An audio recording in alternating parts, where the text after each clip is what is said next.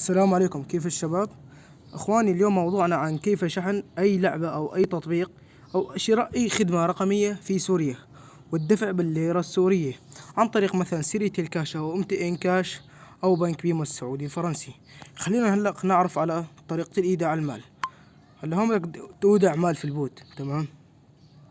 عندك كذا طريقة: سيريتيل كاش، ام تي ان كاش، بنك بيمو السعودي الفرنسي، او رصيد ارسل، تمام؟ او باير. تمام اخواني؟ تمام.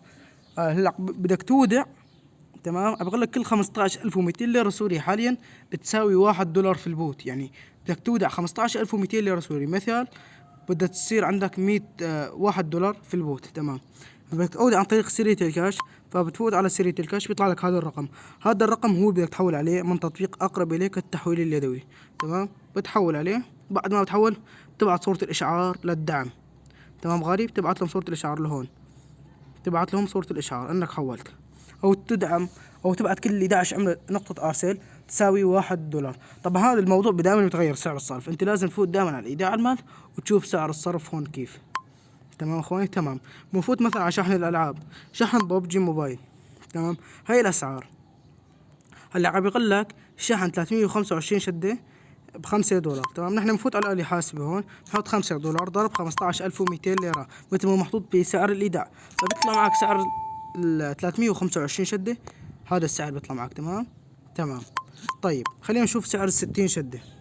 سعر 60 شدة بيقول لك 1.0.6، يعني 1.0.06، تمام؟ ضرب 15200، هذا هيك بيطلع حق 60 شدة حاليا 16100 ليرة تقريبا، تمام غالي؟ تمام.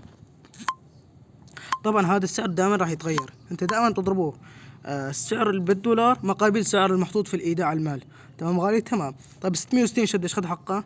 طيب حط 9 هون، تمام؟ فبيطلع معك سعر ال 660 شدة 150 ليرة 150,024 ليرة، تمام غالي؟ تمام. انت عليك بس تحول، فبينضاف رصيد لك على البوت، بتفوت على السلعة اللي بدك تشتريها وبتحط نعم شراء، تمام غالي؟ طبعا دائما بدك تنتبه انه سعر الصرف راح يتغير يعني.